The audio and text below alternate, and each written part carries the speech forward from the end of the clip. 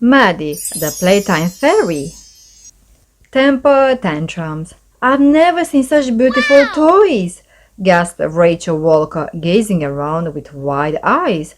I can imagine the princess and princesses playing with them long ago, agreed her best friend Kirsty Tate, dreamily. The girls were standing in the royal nursery at the top of Golden Palace, where they were staying for a special kids' week. The other children were already kneeling down beside the toys, choosing what they wanted to play with. There was a model steam engine that ran along a track around the room, a large jar full of swirly glass marbles, and boxes filled with skittles and wooden spinning tops.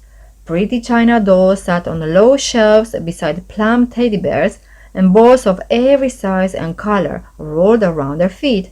"Oh, Rachel, look!" cried Kirsty. On a low table in one corner of the room stood an exact miniature copy of Golden Palace. It had the same gleaming white stone walls and golden turrets. Tiny flags fluttered from the battlements. Rachel and Kirsty carefully opened the front wall to look inside. The rooms were exactly the same as those in the real palace, with thick carpets and plush furniture.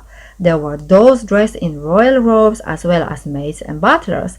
"This must be the princess," said Rachel, picking up a tiny girl doll with flowing golden hair and a sparkling tiara. "She reminds me of Lizzie the Sweet Treats Fairy," whispered Kirsty.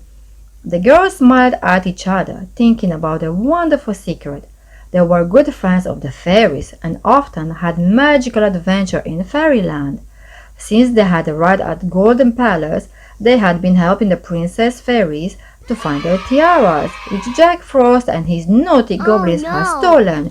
Suddenly, there was a shout from one of the other children. When Rachel and Kirsty turned around, they saw Katie and Maya each holding on to one arm of a china doll.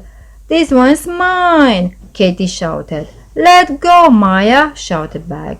"I was playing with her first." Nearby, Arthur and Victoria were squabbling over a game of marbles. An argument had broken out between the children playing skittles, and one young boy was almost in tears because the older children wouldn't let him play with the train. Kirsty and Rachel exchanged a worried glance. "This is because Princess Maddie has lost her magical tiara," Kirsty whispered. The princess fairies needed their tiaras to ensure that everyone in both the human and fairy worlds had a happy and magical time. Maddie was the playtime fairy. Without her tiara, no one could play games properly. Jack Frost has taken the tiaras into the human world, but Queen Titania had cast a spell so that they would be sent to Golden Palace, where Kirsty and Rachel could help to find them. So far, they had tracked down 5 of the tiaras. "We need to find Maddie's tiaras quickly," said Kirsty, looking around the nursery at the bickering, unhappy children.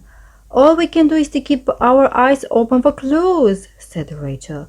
"Come on, let's try one of these old-fashioned games." Kirsty picked up a strangely shaped wooden toy. It looked like a cup with a ball attached to it by a string.